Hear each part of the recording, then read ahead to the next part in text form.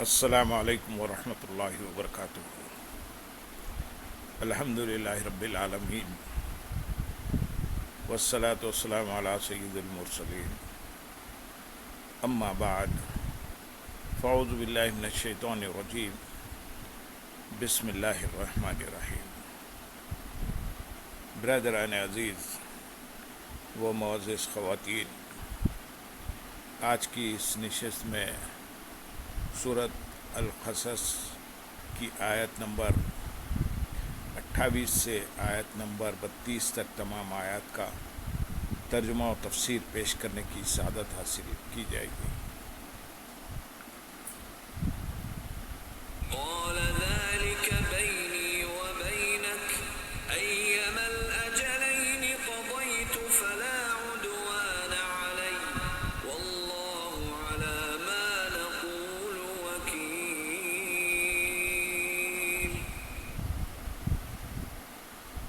فلما قضى موسى الأجل وسار بأهله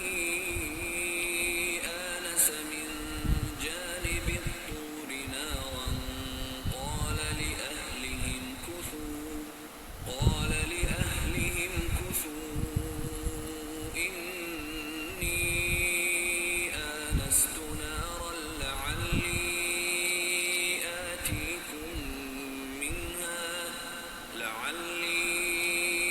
آتيكم منها بخبر أو جذوة من النار لعلكم تصطلون فلما أتاها نودي من شاطئ الوادي الأيمن في البقعة المباركة من الشجرة أي يا موسى إني أنا الله رب العالمين وأن ألق عصاك فلما رآها تهتز كأنها جان ولا مدبرا ولم يعقب يا موسى أقبل ولا تخف إنك من الآمنين أسلك يدك في جيبك تخرج بيضاء من غير سوء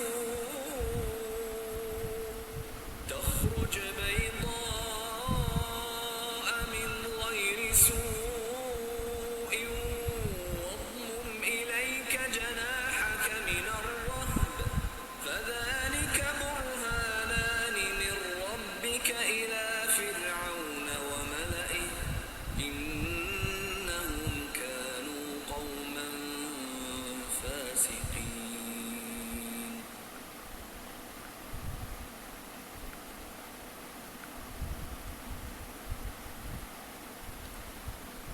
موسیٰ نے جواب دیا، یہ میرے اور آپ کے درمیان معاہدہ طے ہے، میں ان دونوں میں سے جو بھی مدت پوری کر دوں تو مجھ پر کوئی زیادتی نہیں ہوگی، اور ہماری اس گفتگو پر اللہ نگہبان ہے۔ حضرت شعیب علیہ السلام کی بات سن کر حضرت موسیٰ علیہ السلام نے جواب دیا، میرے اور آپ کے درمیان یہ معاہدہ طے ہے اور ہم دونوں اس معاہدے کی پوری طرح پاسداری کریں گے، البتہ جب میں 8 یا 10 سال دونوں میں سے ملازمت کی جو مدت پوری کر دوں تو اس سے زیادہ مدت تک ملازمت کرنے کا مجھ سے کوئی مطالبہ نہ ہوگا، اور ہمارے اس معاہدے پر اللہ تعالیٰ نگہبان ہیں، لہذا ہم میں سے کسی ایک کے لیے بھی اس معاہدے سے پھرنے کی کوئی راہ نہیں۔ جب معاہدہ مکمل ہو چکا تو حضرت شعیب علیہ السلام نے اپنی صاحبزادی کو حکم دیا کہ وہ حضرت موسیٰ علیہ السلام کو ایک عصا دیں جس سے وہ بکریوں کی نگہبانی کریں اور درندوں کو ان سے دور کریں۔ حضرت شعیب علیہ السلام کے پاس انبیاء اکرام علیہ السلام کے کئی عصا موجود تھے۔ صاحبزادی صاحبہ کا ہاتھ حضرت آدم علیہ السلام کے عصا پر پڑا جو آپ جنت سے لائے تھے، اور انبیاء اکرام علیہ السلام اس کے وارث ہوتے ہوئے چلے آئے تھے، یہاں تک کہ وہ حضرت شعیب علیہ السلام کے پاس پہنچا تھا۔ حضرت شعیب علیہ السلام نے یہ عصا حضرت موسیٰ علیہ السلام کو دے دیا۔ آیت نمبر 29 میں ارشاد ہے، پھر جب موسیٰ نے اپنی مدت پوری کر دی اور اپنی بیوی کو لے کر چلے تو کوہ طور کی طرف ایک آگ دیکھی۔ آپ نے اپنی گھر والی سے فرمایا، تم ٹھہرو، بے شک میں نے ایک آگ دیکھی ہے، شاید میں وہاں سے کچھ خبر لاؤں یا تمہارے لیے کوئی آگ کی چنگاری لاؤں تاکہ تم گرمی حاصل کرو۔ جب حضرت موسیٰ علیہ السلام نے ملازمت کی مدت پوری کر دی تو حضرت شعیب علیہ السلام نے آپ کا نکاح اپنی بڑی صاحبزادی صفورہ سے کر دیا۔ حضرت موسیٰ علیہ السلام نے 10 سال کی میعاد پوری فرمائی تھی، جیسا کہ حضرت عبداللہ بن عباس رضی اللہ تعالیٰ عنہما سے روایت ہے کہ حضرت موسیٰ علیہ السلام نے بڑی میعاد یعنی 10 سال پورے کیے۔ پھر آپ نے حضرت شعیب علیہ السلام سے مصر کی طرف واپس جانے کی اجازت چاہی تو آپ علیہ السلام نے اجازت دے دی۔ چنانچہ حضرت موسیٰ علیہ السلام اپنی زوجہ کو ان کے والد کی اجازت سے مصر کی طرف لے کر چلے۔ سفر کے دوران جب آپ ایک جنگل میں تھے، اندھیری رات تھی، سردی شدت کی پڑ رہی تھی اور راستہ گم ہو گیا تھا، تو اس وقت آپ نے کوہ طور کی طرف ایک آگ دیکھی۔ اسے دیکھ کر آپ نے اپنی گھر والی سے فرمایا، تم یہاں ٹھہرو، بے شک میں نے ایک آگ دیکھی ہے، شاید میں وہاں سے راستے کی کچھ خبر لاؤں کہ کدھر جانا ہے، یا تمہارے لیے کوئی آگ کی چنگاری لے آؤں تاکہ تم اس سے گرمی حاصل کر سکو۔ اس واقعے سے متعلق بعض تفصیلات سورہ طٰہٰ رکوع نمبر 4 میں گزر چکی ہیں، وہاں سے آپ ملاحظہ کر سکتے ہیں۔ آیت نمبر 30 میں ارشاد ہے، پھر جب آگ کے پاس آئے تو برکت والی جگہ میں میدان کے دائیں کنارے سے ایک درخت سے انہیں ندا کی گئی، اے موسیٰ، بے شک میں ہی اللہ ہوں، سارے جہانوں کا پالنے والا ہوں۔ جب حضرت موسیٰ علیہ السلام اپنی زوجہ محترمہ کو اس جگہ چھوڑ کر آگ کے پاس آئے تو برکت والی جگہ میں میدان کے اس کنارے سے جو حضرت موسیٰ علیہ السلام کے دائیں ہاتھ کی طرف تھا، ایک درخت سے انہیں ندا کی گئی، اے موسیٰ، بے شک میں ہی اللہ ہوں، سارے جہانوں کا پالنے والا ہوں۔ جب حضرت موسیٰ علیہ السلام نے سرسبز درخت میں آگ دیکھی تو جان لیا کہ اللہ تعالیٰ کے سوا یہ کسی کی قدرت نہیں، اور بے شک جو کلام انہوں نے سنا ہے اس کا متکلم اللہ تعالیٰ ہی ہے۔ یہ بھی منقول ہے کہ یہ کلام حضرت موسیٰ علیہ السلام نے صرف اپنے مبارک کانوں ہی سے نہیں بلکہ اپنے جسم اقدس کے ہر جزو سے سنا، اور جس درخت سے انہیں ندا کی گئی وہ اعناب کا درخت تھا یا اوسج کا،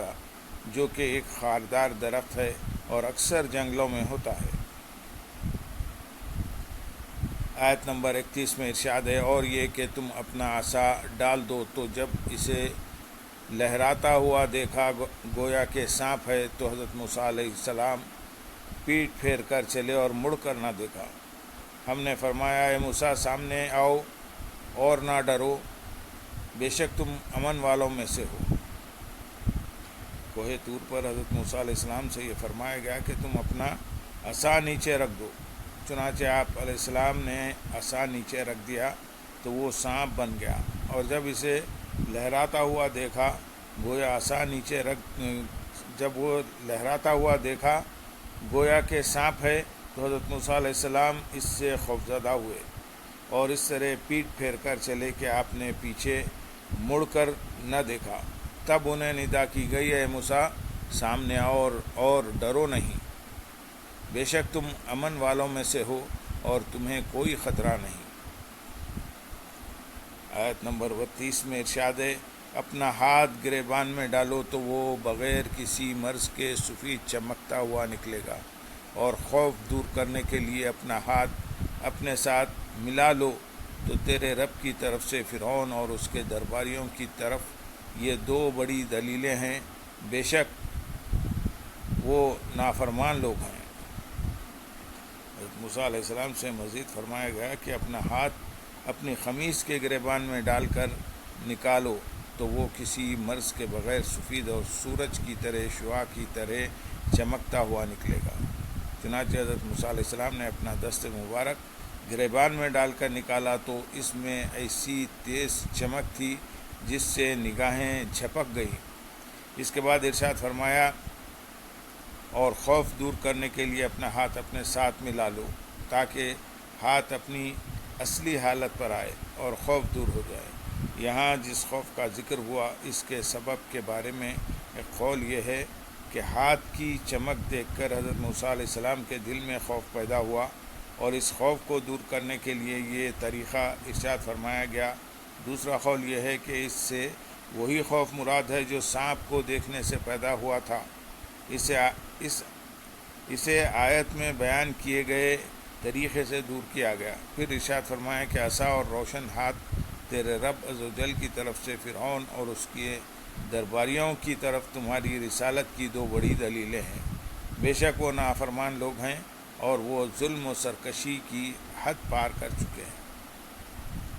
اللہم صلی علی سیدنا محمد وعلی آل سیدنا محمد وبارک وسلم وآخر دعوانا ان الحمد للہ رب العالمین۔ سبحان ربک